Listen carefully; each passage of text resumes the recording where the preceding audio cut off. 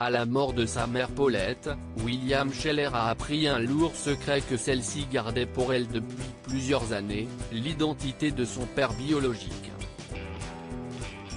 Aujourd'hui très en colère contre cette mère qu'il traite de menteuse et de voleuse, le compositeur qui a mis un terme à sa carrière dans la chanson, revient sur cet événement qui a marqué sa vie, lorsqu'il a appris qu'il n'était pas le fils de Jack Kent, mais d'un Américain originaire du Michigan, prénommé Colin Thomas McLeod.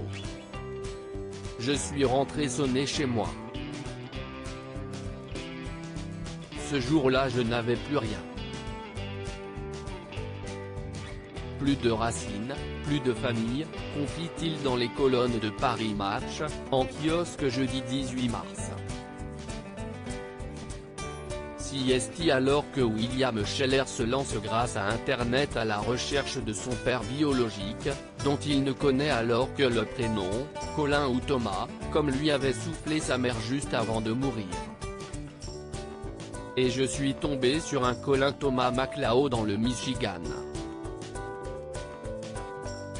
Il n'y en avait qu'un, et je lui ai écrit une lettre, précise-t-il.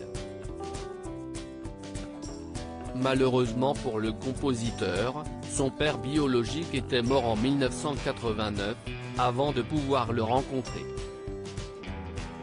Mais selon lui, ce père connaissait bel et bien son existence, puisqu'il avait parlé de lui à son autre fils, Colin Cameron McLeod. Moi aussi j'ai connu une magnifique femme blonde dont j'ai eu un fils en France, aurait-il ainsi lancé un jour qu'ils regardaient un film ensemble. À sa mort, William Scheller sera un McLeod pour toujours, une découverte incroyable pour l'artiste, qui se sent désormais pleinement un McLeod, à tel point qu'il a même désormais une place dans le caveau familial.